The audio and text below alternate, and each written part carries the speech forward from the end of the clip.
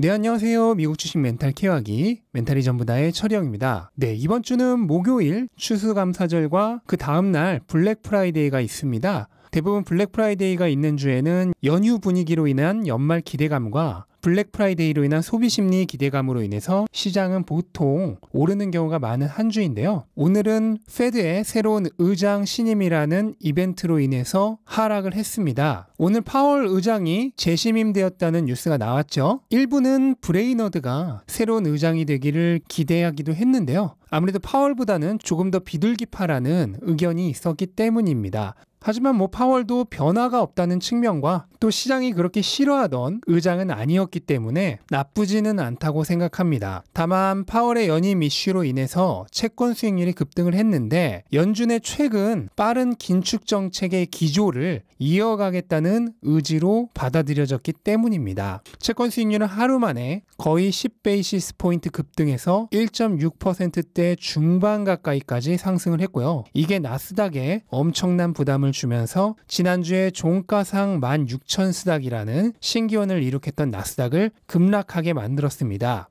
이렇게 채권 수익률이 급등하자 금리 인상의 수혜를 받는 은행주들이 잇따라 상승을 했죠. 은행들은 금리로 먹고 살기 때문에 금리가 높아지면 더 높은 수익을 올릴 수 있습니다. 네, 그리고 최근 분위기가 굉장히 안 좋은 기업들이 있는데 일명 코로나 수혜주로 분류되던 기업들입니다. 준비디오는 오늘 시장의 기대를 뛰어넘는 실적을 발표하고도 성장률이 작년 말 300%에서 20%로 급락하면서 애프터마켓까지 포함해서 거의 10% 하락을 했고요. 텔라닥은 BTIG가 텔라닥의 회원 증가 추세가 너무 약하다면서 투자 등급을 중립에서 매도로 하향 조정하면서 7% 가까이 하락했습니다. 펠로톤도 마찬가지의 이유로 지난 실적 보고 이후 급락하고 나서도 계속 하락 중이고 오늘도 6.5% 하락했습니다. 넷플릭스를 제외한 스트리밍 회사들의 주가도 마찬가지로 약세입니다. 디즈니는 최근 오프라인 사업이 겨우 흑자로 돌아섰음에도 불구하고 디즈니 플러스의 회원 증가 추세가 둔화될 수 있다는 우려로 인해 주가가 약세이고 로쿠 역시도 마찬가지입니다. SNS 기업들 역시 사람들의 야외 활동이 많아지면서 주가 하락세가 뚜렷하게 보이고 있고요. 또한 핀테크 기업들 역시 사용자 증가 추세와 매출 증가 추세가 뚜렷하게 꺾이면서 최근 하락 중입니다. 이처럼 코로나 수혜주로 불리는 일명 비대면 수혜주들의 주가는 백신 접종률이 늘어나고 사람들이 다시 대면 활동을 시작하면서 향후 사용자 증가가 급격히 낮아질 우려와 그로 인해 수익성이 급락할 가능성으로 인해 하락하고 있는 것입니다. 주가는 미래를 반영하기 때문에 준비디오처럼 좋은 실적을 거뒀다가 해도 사용자 증가 추세가 낮아지고 있다는 경향이 보이면 미래 가치에 대한 기대가 떨어지면서 주가는 하락하게 됩니다.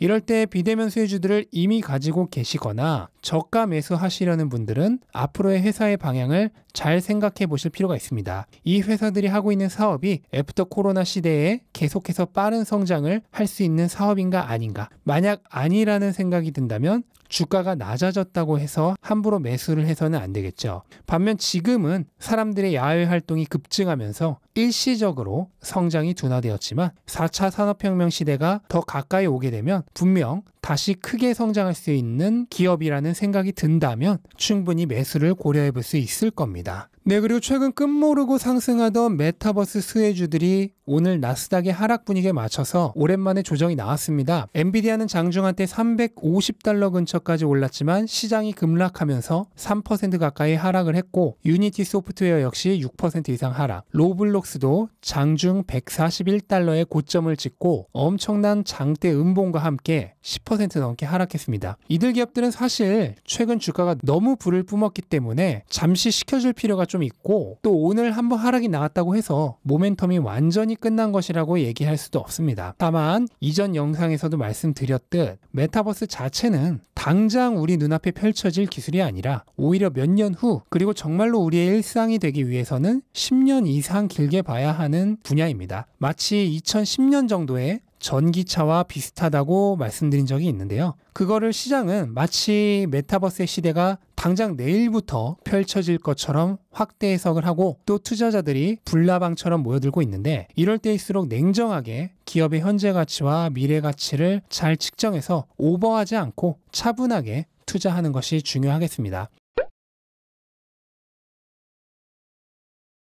전기차 주식들 역시 마찬가지입니다. 상장 이후 폭등에 가깝게 주가가 치솟았던 리비아는 포드와의 협업 중단 뉴스까지 나오면서 8% 급락을 했고 장중 한때 상장 당시 시초가까지 다시 되돌아가기도 했습니다. 그런데 포드와의 협업이 끝난 거는 제가 이미 리비안 상장 당시 올렸던 영상에서 말씀드렸던 내용으로 새로운 뉴스가 아닙니다. 만약 이거를 모르고 투자를 한 사람들이 있다면 기본적인 내용조차 제대로 조사하지 않고 투자를 한 게 되겠죠. 최근 급등했던 루시드도 오늘은 7% 하락하면서 주가 상승에 제동이 걸린 모습인데요. 반대로 포드와 GM은 오늘 크게 상승하면서 두 기업 모두 신고가 근처에서 마무리를 했습니다. 이 두 기업도 호재스러운 뉴스가 계속 발표되고는 있는데 그게 상승의 진짜 이유라고 보기는 어렵고요. 진짜로 오르고 있는 이유는 리비안, 루시드와 같은 신생 자동차 회사들의 시가총액이 이들 두 기업을 뛰어넘자 이번엔 반대로 이 기업들의 주가가 너무 싸 보인다고 생각하는 투자자들이 몰리기 때문이라고 봐야겠습니다. 일종의 순환매의 하나라고 볼 수 있고요. 하지만 여기에도 조심해야 될 점이 있죠. 이 레거시 자동차 기업들이 정말 미래에 자기들이 말한 로드맵을 지키면서 한번 멈췄던 성장의 고리를 다시 이어나갈 수 있는 기업인지를 잘 살펴봐야 합니다. 단지 GM, 포드가 루시드, 리비안보다 싼 게 말이 안 된다는 이유로 투자한다면 마찬가지로 위험한 투자가 될 것입니다.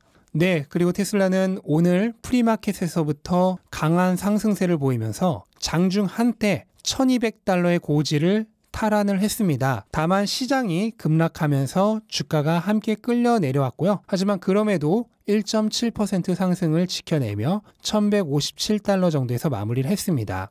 현재 시장이 마감된 지 3시간 정도가 됐는데 아직까지도 일론 머스크가 주식을 매도했다는 보고는 없는 상황입니다. 일론 머스크는 그동안 9월 14일에 이미 설정되어 있던 매도 프로그램에 따라서 매주 초반에 93만 4,091주씩을 매도해 왔는데요. 오늘 월요일임에도 불구하고 만약에 끝까지 매도했다는 보고가 없다면 매도를 완전히 중단했을 가능성도 충분히 생각해 볼 수 있습니다. 만약 일론 머스크가 매도를 그만두었다면 트위터 등을 통해서 충분히 언급을 할 만도 한데 지금까지 아무런 언급을 하고 있지 않다는 것은 무언가 다른 의도가 숨어 있을 수도 있겠다는 생각도 듭니다.